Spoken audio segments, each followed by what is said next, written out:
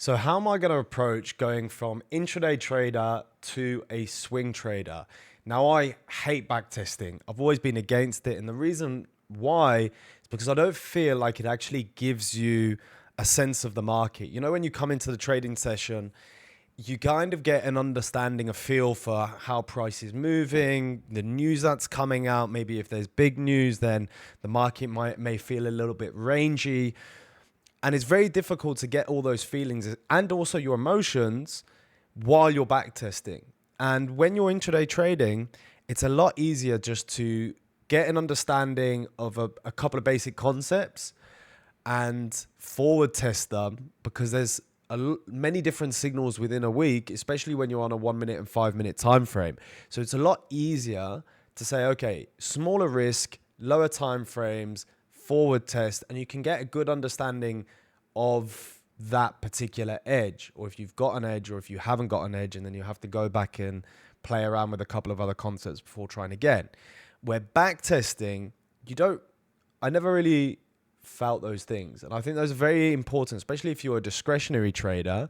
And I would look at myself as being a little bit in between. Obviously there are certain mechanical things that I need to see, but I do trade a lot of discretion as well. But with this, I'm going to have to do a little bit of back testing, and the reason being is because there may not be trades within a couple of days or within a week. So I need to be able to get enough data to be able to say, okay, this is the drawdown, this is the rough expectancy, and then I can then take that to the market and put the correct risk and the correct things on, so I don't end up running around and blowing or doing all these different things. So how we're going to do that? We're going to do that on FX Replay. Now, I haven't used FX Replay in years. A friend of mine used to work there, and since he's left, it's got so much better. So he must have been doing a very, very bad job. If you're watching, I don't know what you've been doing, mate. So anyway, FX Replay now has even got things like a prop firm tester. So you can actually test out a simulation on prop firms. You've got loads of different things in here. But what I really like about this is just it gives you quite a lot of detail about the strategy. It gives you the day, the time, the win rate, all of the different expectancies. And it's pretty good at giving you a sense of what's going on with your edge. So this is what we're gonna use. Now I'm using the same strategies that I've used on lower time frames, using the 2 return to the mean type of strategy, and also the trend continuation strategy that I use with the EMAs and market structure. So I'm gonna go and do that right now, and then I'm gonna come back, show you the results, and then we're gonna see how we're actually going to tackle this by putting it on a new prop firm and passing using this new methodology. See you in a minute.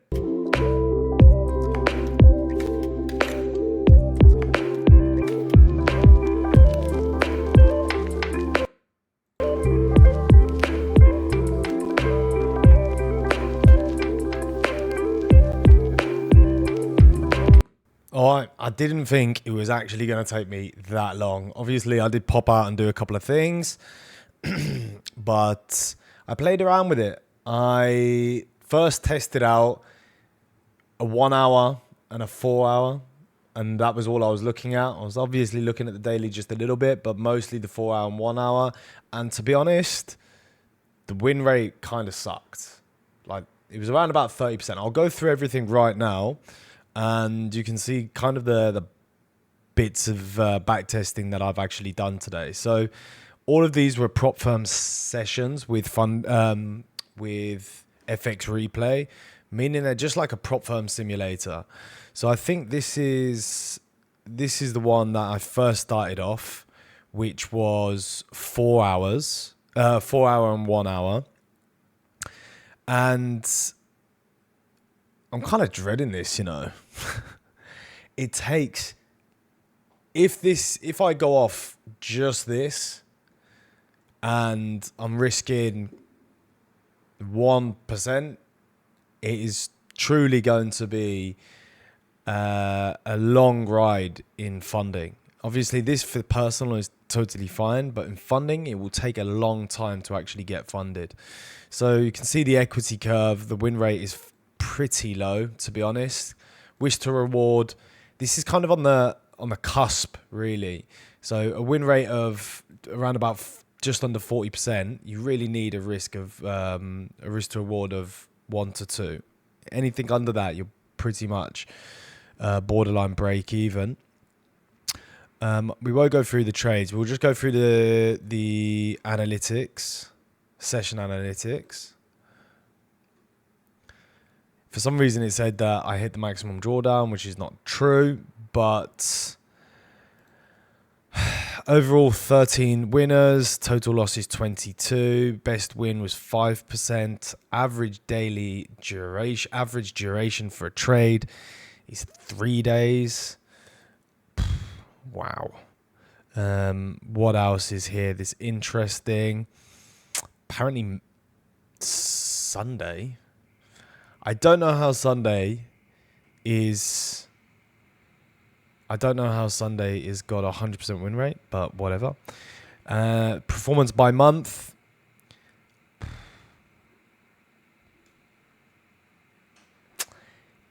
Seems pretty difficult.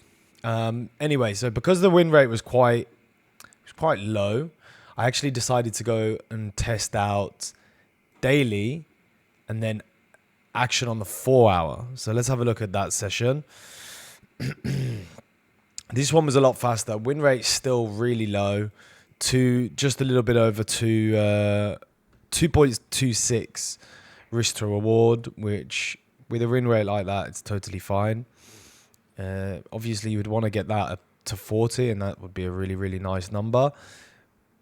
We'll go on to the sessions again. See if there's anything interesting here. Not too many trades overall. Most of the winning trades were in the Asia and New York time. Total trades were taken in New York and London. Okay, so 33% on a Monday, 33% on a Wednesday. For some reason, okay, and 50% on a Tuesday. That's quite interesting. But again, this is very different to what I'm used to on intraday trading. Because you'd have on a month, you'd have swings. You'd sometimes do like 10% on a month, and then one month maybe you'd be down, 5%. Another month you would, do another 10% or even 12%, and it would be very, very volatile. These numbers, in all fairness, are 1% here, 2%, 9%. So that's what we did on the daily. I did try it again. So I did another daily session just to double check. And it was this one.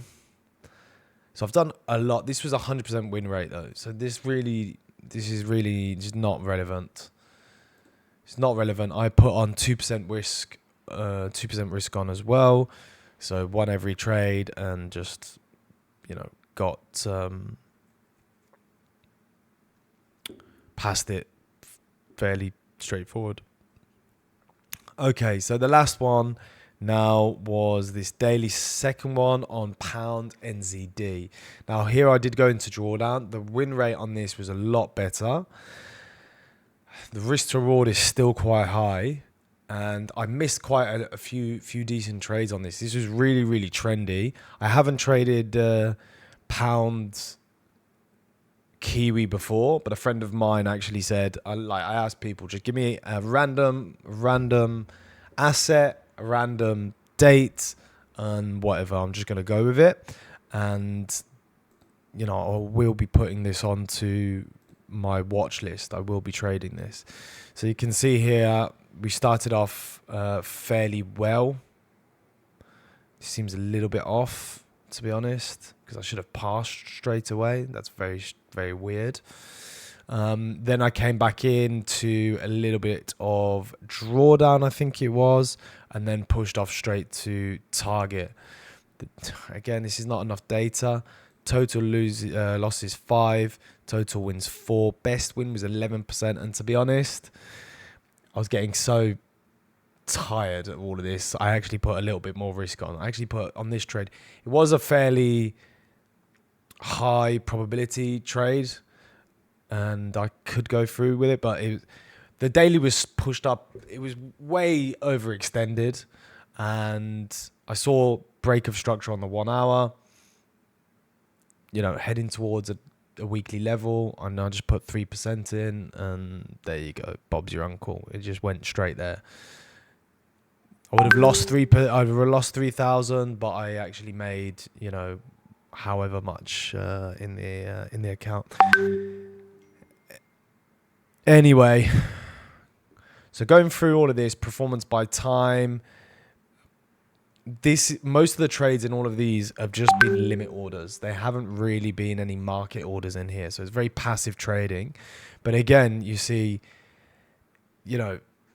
throughout all of those months, I would only have made 3%. And then obviously that big trade, that was 3% risk, actually made 11%. This is going to be interesting, because this is a slow burn, and on prop you don't really, and this is only 10%, this is only the first phase. You've got another 5% afterwards.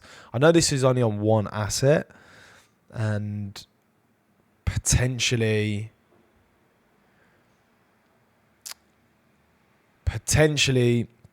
there could be obviously many different setups going on at the same time.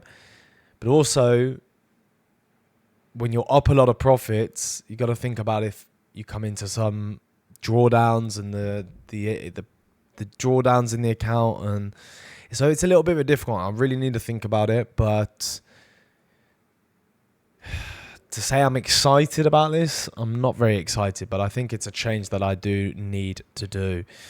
So what am I going to do? I'm going to take an average duration. I held a trade for nearly a month. It just doesn't seem realistic to me, to be honest.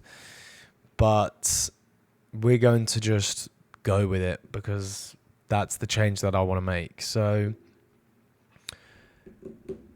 what am I going to do with all of this information? So I've got my overall win rate of 35%. Hopefully they can give me a rough estimate.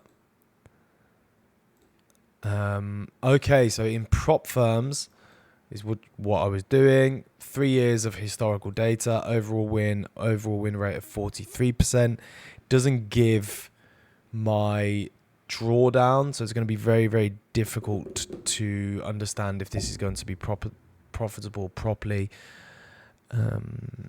over the long term. But that is it. I'm going to start this journey of going into swing trading. It's probably going to be a very, very, very slow burn, and I'm going to keep this YouTube updated with everything. So yeah, see you later. See you in the Discord. See you wherever. See you in Funding Rock. That's where you need. If you're looking for your evaluation, I'll see you there.